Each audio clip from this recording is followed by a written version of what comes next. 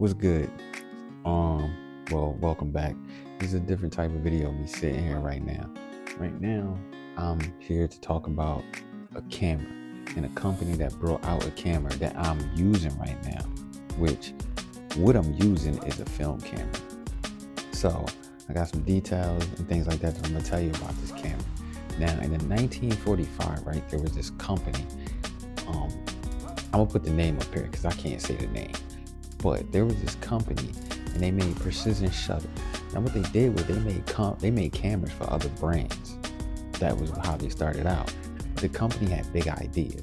So they decided around 1955 to jump into making their own cameras. And when they did that, they kind of hit the industry hard, giving Canon and Nikon a run for their money. This is the Miranda Model D. This camera right here came out of nowhere. This camera right here is not just some metal and some glass. This is a symbol of a company who was thinking different, who wanted to push some limits at that time. Now, the history of this camera starts back in 1955. They initially put out the Miranda T, and that was their flagship camera.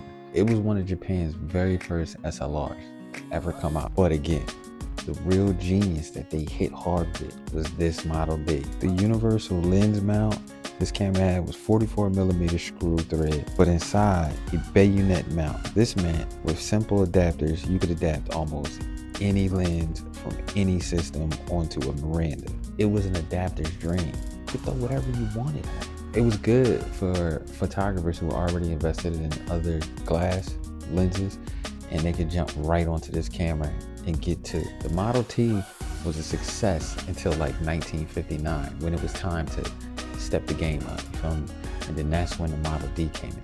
And this thing came into play, I'm telling you, changed the game for them. The D was meant to be for like a deluxe, but it kept all of the features that the Model T had, especially the interchangeable top.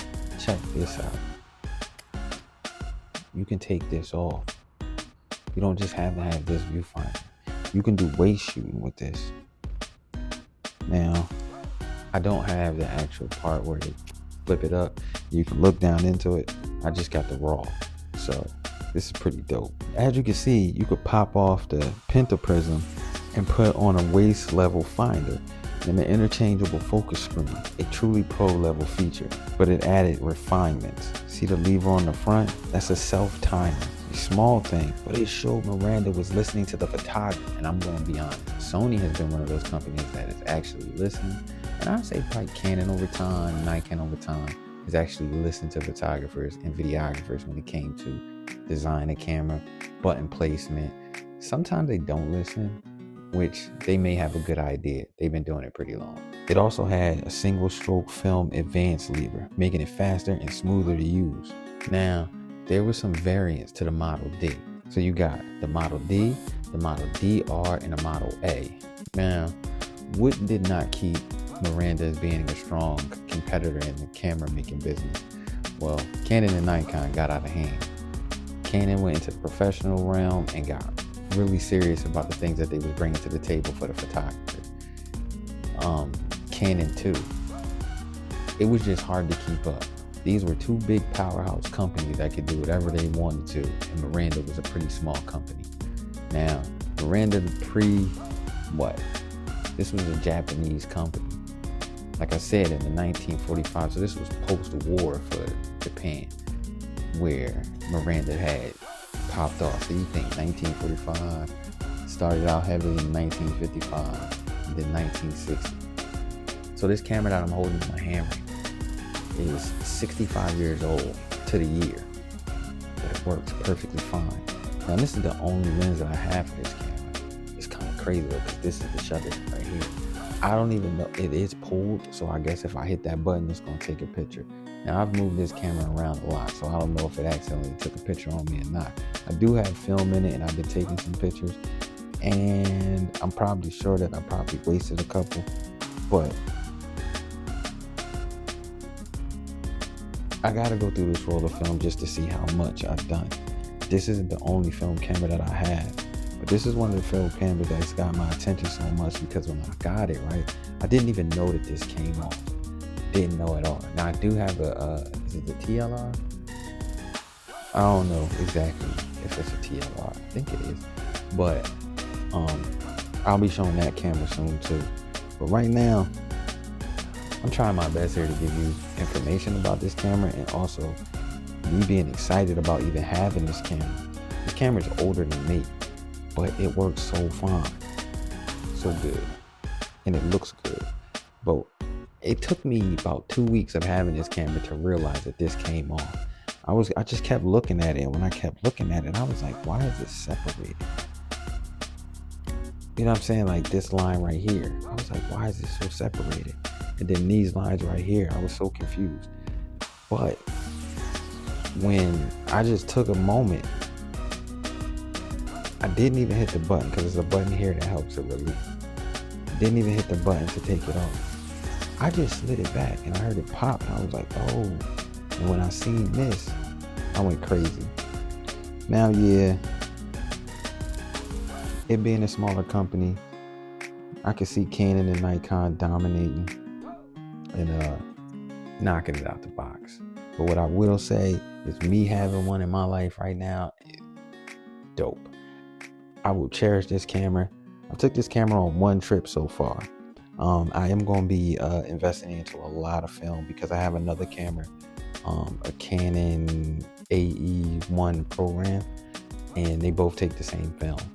So what I'm going to be doing is, I'm pretty sure they both take the same film, but I'm going to be investing into a lot of film.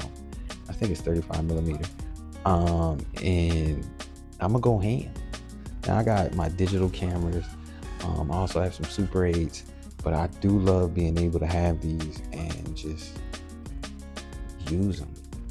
So what I plan on doing is, hopefully, I don't have any footage of me actually using the camera, taking any pictures. That would be dope. But I'm trying to get this video out as fast as possible. So maybe. You know what? I'm gonna get me a picture probably. I'm gonna try to get some footage of me outside actually using this camera. I still got a lot to learn when it comes to this. So don't think I know everything. I don't. I'm more mesmerized by it than anything. So this video, you get to see some details on it.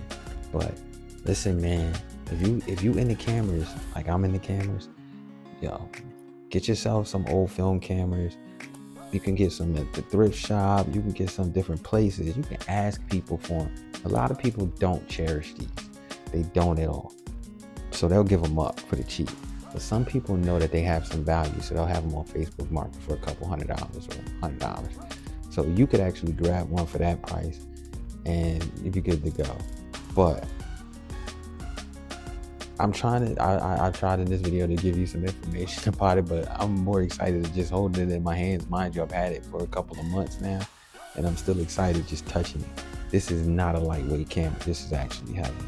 So, if you into cameras, and you into these joints, go get yourself some of these and have fun with them, yo. I can't develop film. I'll pass out in the dark room. So I'll be taking this film somewhere else to get developed. But this is the wrist strap that came with it. Pretty sure I'm tearing it up even using this thing right here. But I guess this is how people had it back in the day. They could just walk around with it like, or whatever like that. But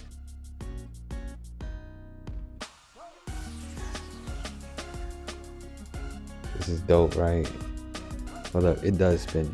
Wait, it doesn't spin. Yeah, it does. Look.